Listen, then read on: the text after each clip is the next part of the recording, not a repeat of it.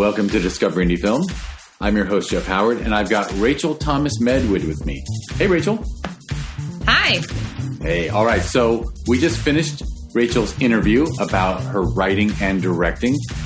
She's got a handful of films under her belt at this point, and I'm just going to brag about her. She came to the Sherman Oaks Film Festival in 2018 with a pilot called The Lost Opera and won the Grand Jury Prize for Best Pilot. And then she showed up at the festival I program a year and a half later, Filmvation Los Angeles in 2020. Her film, The Squirrels in the Attic, showed up and pulled in an audience award. And I have to say, it was a bummer because I was hoping she was going to come out and COVID stopped that. That ended up being a virtual festival. And 1 year later at another virtual festival, her film In the Company of Pros that she wrote and directed was also an official selection and won an award for production design. So Rachel is a multi-award winning writer and director. Why, thank you.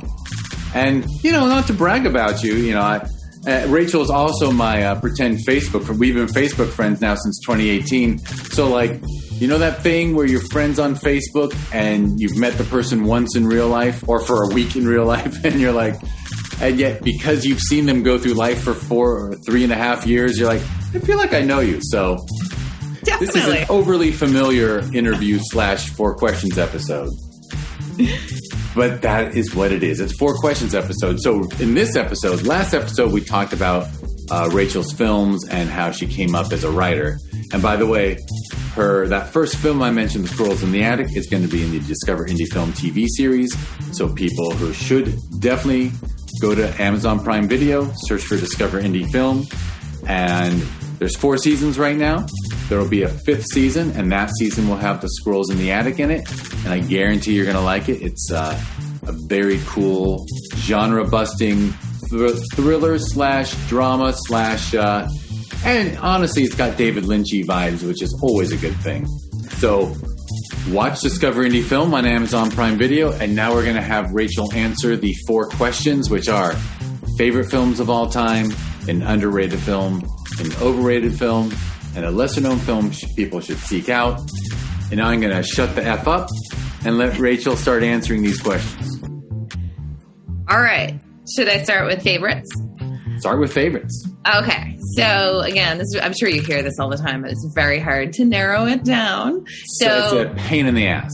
It is. I was like, thinking, and I kind of am going with films that I felt had some sort of impact while watching them, even though I didn't really know what that impact was at the time, because most of them were from the 80s, I think.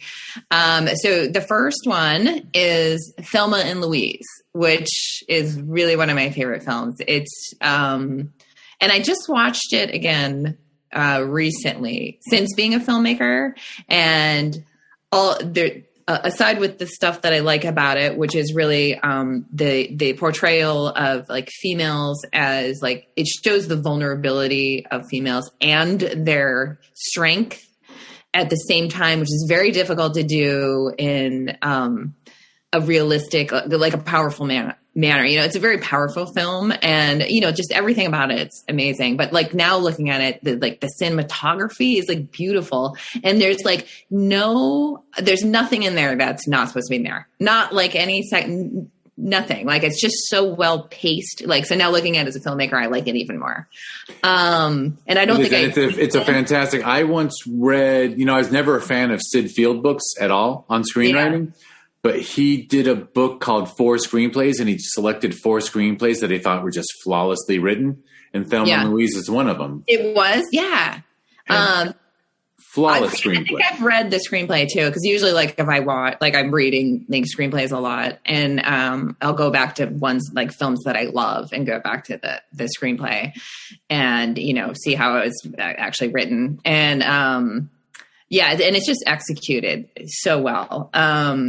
And that last shot, I think I was probably in high school, when I saw it in the theater. And I think I went back the next day and watched it. I was like, oh my God, that was amazing. So that's my first one. And then my second is Eternal Sunshine of the Spotless Mind, which again is anything that is inventive like that and, outside of the box but can still, that works, you know, because it's a very weird, obviously, screenplay. And I've read that screenplay because I'm like, what does that look like on the page? You know, because like, how did they write that? And that's amazingly written as well. Like, it's really, they took that and it's almost exact, like from the screenplay. And just the visuals are incredible in that as well. Yeah. That's two films you've named where the writing is remarkably good. Like just remarkable writing, remarkable ideas.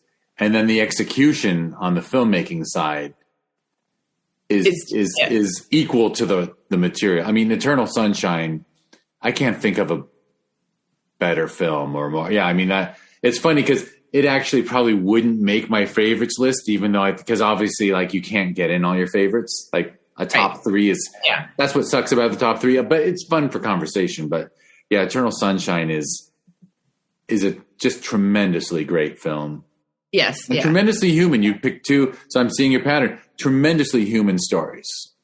That's what I'm definitely drawn to that. Again, like I see human behavior, relationships with the people, not necessarily romantic, but just people's relationships to each other and reactions to each other. And then the third one is going to go with Pulp Fiction, because I had a very powerful reaction to that in the theater as well, you know, with the timeline, the switching of the timeline, just that pop culture dialogue, you know, that was very new at the time. It really struck me, the whole thing. And in the characters and, you know, I've read that screenplay, which is also, it's just amazing. And as a funny aside, I got John Travolta to sign my DVD of Pulp Fiction when he was in Boston filming something else. And like, we don't get a lot of celebrities in Boston, or we didn't used to. And, you know, he was right by my work, and we knew the security guard, and he told us, John Travolta is going to be at his makeup trailer at 6 a.m. tomorrow. So we went in like really early and we waited for him. And so I have that somewhere. I almost passed out. It was exciting because I loved the movie so much. And he was very nice. He's a very kind person. I've heard he's really nice. I have a friend who was in a film with him, and she said like he was a perfect gentleman. Yeah. Nice to everyone all the time. You know, crew. Yeah, everyone. That's nice. And by the way, another amazing film. I mean, I know Tarantino at this point can be pretty divisive. I'm a fan, not of everything, but in general. And I think Pulp Fiction is an outstandingly good film. Yeah. Like I'm a fan of his too, but again, not of everything. And that for me is his film. I felt like that, you know, obviously. It is so fun. And, you can watch it over and over again. I mean, I haven't watched it for a long time now. It's probably time to watch it again. It is. I remember, it's always a fun rite of passage for me when a niece or nephew is old enough to show that film to. Yeah. But you gotta wait. You gotta wait. Yeah. I haven't showed my kids. They're my college kids are old enough. I don't know if they would like it. They don't really like that kind of stuff, but, really, you don't think they've seen it? I don't think they'd be drawn to that. I'll ask them. I don't know. I guess there's so much to see nowadays, but there's so much to see. Yeah. So. But still, that film, talk about originality and storytelling. Well, that's why, you know, when I watched it, I think I went back to the theater again, like, and watched it multiple times because it was so original. You know, like when you have a voice like that, those are always the ones that stick out. Like, you know, I don't think I often share this fact, but I went to see that alone on opening day because it was my birthday, and I was such a huge Reservoir Dogs fan. I'm like, okay, I can't find anyone to go, so I just took the day off on my birthday and went to a matinee in Westwood, California, and saw Pulp Fiction on opening day at a matinee just because I was like, I could not wait to see another film from this Tarantino dude who had made one movie up to that point. Yeah. Did you have that reaction too? Where you're like, oh my God. I just thought it was the greatest. I just could not. Yeah. I mean, there's not that many times in my life when I can say I went with huge expectations and walked out happy. Right? Yeah. I didn't have any actually going in because I hadn't seen Reservoir Dogs. So I went in kind of blind. Like I didn't even know what we were going to. And I was like, oh God, talk about an amazing way to see a film. I mean, it's always good to have no expectations. Yeah. But and totally, I mean, all three films you're talking about encompass so much. But I mean, Pulp Fiction is when he was still like, you know, it's like there's some really slow patches on purpose.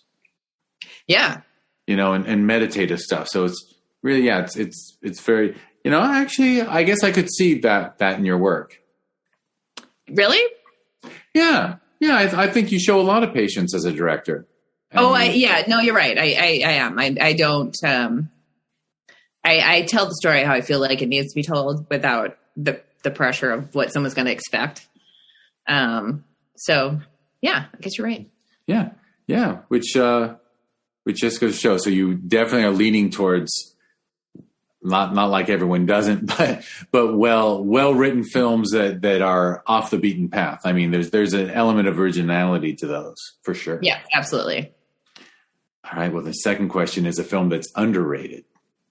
Underrated. What did I think about? Oh, I think I was going to go with the like Christopher Guest movies. I just love them so much. Like Best in Show is just one of the best. You can watch that over and over again. And not that they're not appreciated films. Like Waiting for Guffman, that's another one. Like I think they're appreciated, but they might be underrated, and because I think they're really smart. Like it's just a very intelligent sense of humor that you know, not everybody loves that, but I think they're really smart and just hilarious. And I think you're probably right. In my little bubble of the world, I think they're held in incredibly high esteem. But I'm sure I could just go to the mall and walk out to people and say, "Have you seen Best in Show?" And it's going to be 99 out of 100 saying no. Yeah, I think that's your bubble. I mean, there's little bubbles all over. Like I know people who love it too. But I think in general that a lot of people wouldn't know who Christopher Guest is. No, they wouldn't. Wrong.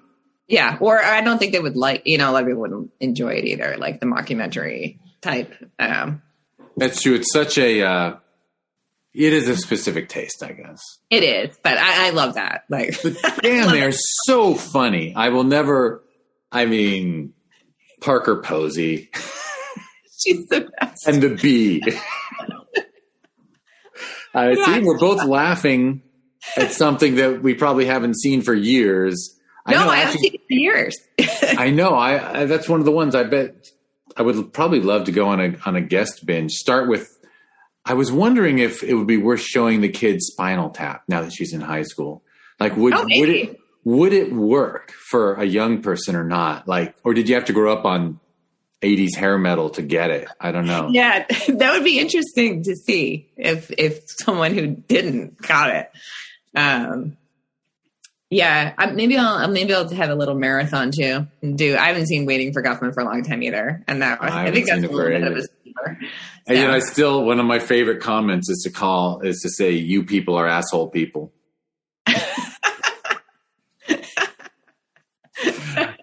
All right. Well, excellent. So it's just the whole Christopher Guest canon. I guess so, yeah. Which, in a way, and doesn't it suck that he kind of stopped? Like, I don't think he's done anything since For Your Consideration. Yeah, and I didn't love that one as much, but that one was a letdown. Yeah. Yeah. Mighty Wind was great, but that was good too. There's so much fodder too. Like I actually think of things sometimes like crafting people. Like I was like, oh, that'd be such a great, like Christopher, like whenever I see like a group of people that I was like, he should make a movie about them. I know, oddly enough, you'd think someone else would pick up the torch at some point. Yeah. But it'd have to be somebody who had a lot of friends who were talented. Yes, exactly. Because those ensembles, oh my God, putting those ensembles together. I mean, but again, I might want to throw that weight in your backpack and say, okay, you're building up this repertoire of actors you really like working with. So you better work your way up to maybe they'll do a mockumentary. An ensemble mockumentary about, some hilarious New England, I won't show off my ignorance of New England by bringing up any kind of witch trial or anything. All right. So, and then I did. The next one is overrated. Oh, okay. This one is hard too. I'm going to go with Titanic. Just I couldn't think of a lot. And I had this funny feeling relationship about James Cameron. Like, I love Terminator. Like, I love some of his stuff. But I think Titanic, as much, I know what it is. It's a spectacle, and like that part's amazing. And it's not that I don't like it. But I think it's just kind of cliche, and the story is a little boring. It's not original, is I guess what I'm trying to say. And as we've established, I really like original things. So I think it's overrated for that reason. That like that story, it's not that hard to come up with. For sure, no, you. And that's I didn't bother with the preamble on that question, but overrated doesn't mean bad. It doesn't mean you think it's a bad film. It just means it gets. It is a lot of people's favorite of all time, I think. But yeah, I think you're right. He was amazed by the Titanic itself when he saw the submerged footage, right? And really want to make it. And then he said, "Okay, I guess I'll just throw Romeo and Juliet on that boat." And right. But again, it's not terrible. I mean, there's nothing bad about it. It's like I remember loving it the first time I saw it, but it was really, for the spectacle. Yeah, and I mean, if it's on, not that I watch live TV anymore, but I would absolutely sit there and watch it. Like, you get sucked in. So like, there's, but that's I couldn't think of a lot. So also, I don't think the visuals hold up. You don't think so? I think it was just a little too early on the computer graphics. Yeah, I think most of the ship shots, all the people walking on board look really animatronic. Like it's actually bad digital animation. Oh, interesting. Yeah, I'd have to go back and watch it. Now I'm gonna have to watch that again too. Yeah. But I did. It's funny. I took his master class, and I didn't think I was gonna like it because he can be kind of whatever. And it was it was excellent. It was one of my favorites. And he's an amazing artist, which I didn't know, because he shows his like storyboards and stuff.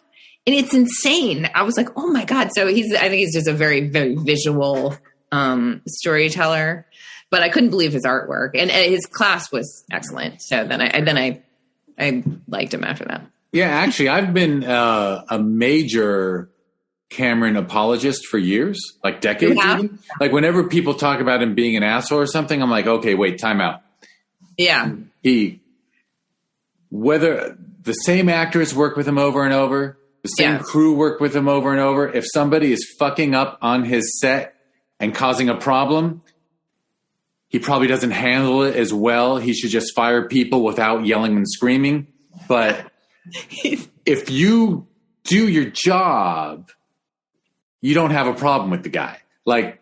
It's funny. He actually addresses his reputation in his master class, like right off the bat. And he admits, he says, I haven't always, been the best with that part. But, so, I mean, he's an intense guy, and that he is. But if whatever, I'm sure we could talk to a lot of people who work with him over and over and over, and they're like, he's great to work with. He's a great guy, and and he makes amazing. I'm a big Avatar supporter. It's funny because we could probably have an Avatar debate because you were making fun of Titanic, but when people are like, oh, I've seen Pocahontas before, I'm like, yeah. The way Pocahontas is about a quadriplegic soldier who gets to walk again through virtual reality. Yeah, I'm so tired of that. But who knows what I'll think of the next 5 Avatar movies, and maybe he's just going to burn that bridge with me. But I think he's actually underrated.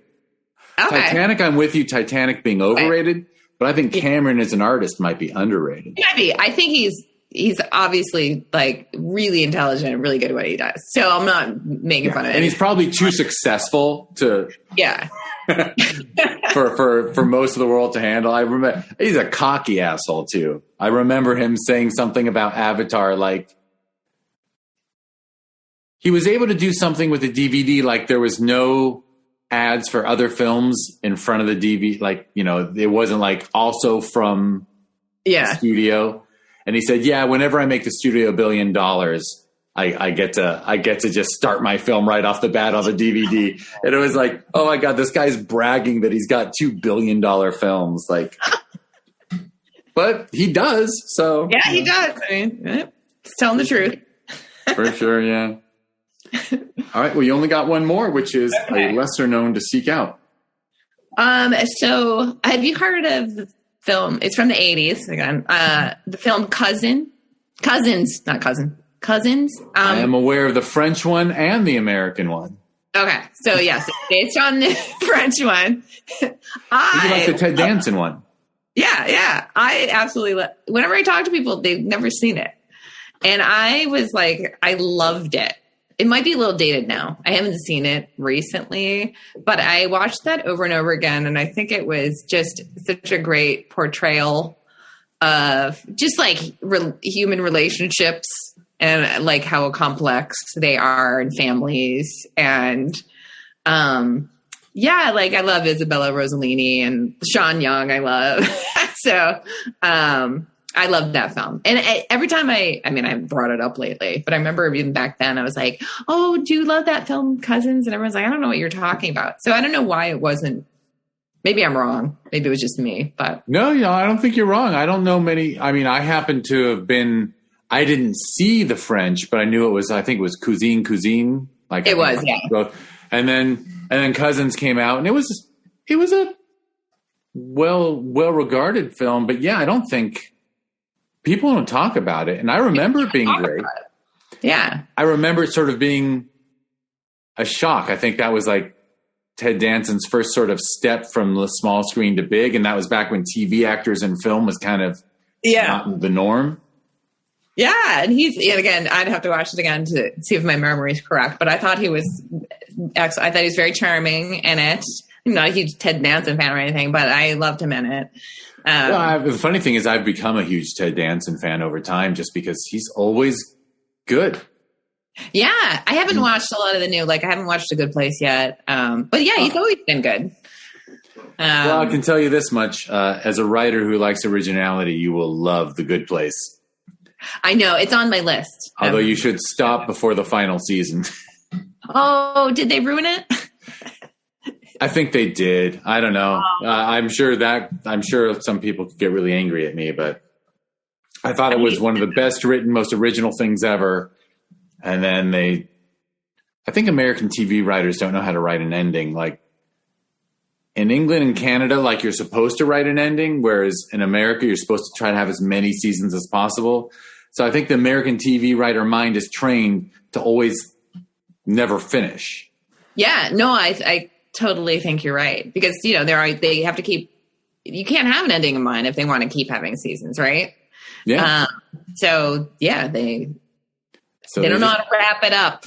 They don't know how to wrap it up. If I name, I think Breaking Bad's the only show that ended well. It's my favorite show of all time. Oh my God, the writing's phenomenal. Like I'm amazed by it. Like I've watched this series a couple times, probably would do it again. And it's just incredible. Like, and they had to have planned that. I mean, you cannot, that wasn't a go as you make it up as you go. I mean, it had to all be planned out. It's incredible. It's incredible. And I still can't name another show I've ever watched that was that many seasons and that tight a story where there was not one moment where I sat on the couch and said, oh, come on, that would never happen. Like there was no bullshit shortcuts. No, it was amazing. Yeah, it was so good. Oh my God, I miss it. Like I'm always looking for shows that are as good as that. I haven't really found any yet that I like as much. I found some good shows, but there's lots of good shows. Yeah, but the team that produced something called *Halt and Catch Fire*. I don't know if you saw that. No. What's it called? Halt and Catch Fire. It's actually a term, and it was the same production team, not Vince Gilligan, but the same people that he worked with did that for AMC. It takes place in the tech world. It takes place in its only conceit is that, or the conceit that pushes it too hard is it starts off as people are basically as if it was Michael Dell in his garage. Okay. And then they become the first. So it's sort of like people on the fringe almost succeeding, becoming the next Steve Jobs, but they don't. Okay. Ooh, I'll check it out. It is. It's really well done. At least at the time I thought, oh, finally, whoever was doing the choose, I should probably know the name of the people running AMC, because when they gave Breaking Bad a chance, and I think they gave a lot of great shows a chance. Yeah. I think they definitely were the first people to come along and show that there's more than just HBO if you want quality. Right. Yeah. All right. Well, heck, you want to tell people your website and social media, and then I'll ramble off mine and we can hit stop. For sure. My website is rachelspoonerthomas.com, and on Instagram at Rachel Spooner Thomas. Rachel Spooner Thomas, which I'm just going to tease you, might be the most New England name I know. The Spooner part, there's a Spooner Museum down in Plymouth because my relatives came over on the Mayflower. So yes, extremely New England. See, that's why I like hanging with you. It's my only chance to be around some high society, highbrow people. I can get into those fancy country clubs if I wanted, but I haven't tried. You don't like flexing your Mayflower cred. I'd rather be at a film festival. For sure. All right. Well, you have just listened to, should I say Rachel Spooner Thomas-Medwid? Make it really long, like one of those names from Spain with 5 last names. You've just listened to Rachel answer the 4 questions. I hope you enjoyed that. You should check out her work at her website, rachelspoonerthomas.com. And also, if you want to see something, go to Discover Indie Film on Amazon Prime Video. And Season 5, which is probably coming out in March of 2022, will have her directorial debut, The Squirrels in the Attic, her great film that won the Audience Award at Film Invasion LA in 2020. Her film In the Company of Crows was at Film Invasion LA in 2021. So if you want to learn about this awesome festival that has featured Rachel's work twice, and then that's Film Invasion Los Angeles, which is every June. You can learn about it at filminvasionla.com, and on social media it's at filminvasionla. And I first met Rachel at the Sherman Oaks Film Festival, where her script The Lost Opera won an award. That was in 2018. So that means in this November it will be 4 years ago that I met Rachel. And you can learn about that festival that happens every November if you go to ShermanOaksFF.com or at ShermanOaksFF on social media. And I think I forgot to ask for 5 stars, but I'll grade grub. If you are listening to this, give this 5 stars. Give the go on Amazon.com and give the give the Discovery Indie Film TV series 5 stars if you can. And if you want to learn more about this podcast and the TV series that was born from it, just go to discoverindiefilm.com, and it's at DIFWins on social media. And my internet has been shitty, and Rachel's been freezing off and on, which means I bet I'm freezing for her. But now she can probably hear me. But I think it recorded me when our connection sucked. So I'm going to say goodbye, Rachel. Bye. Thank you so much for having me. Thank you for doing this. It was a pleasure. Something I think we've been talking about. I don't know. I hope you knew you were going to do this podcast someday. I did.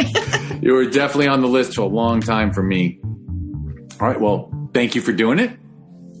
And thank you, everyone, for listening.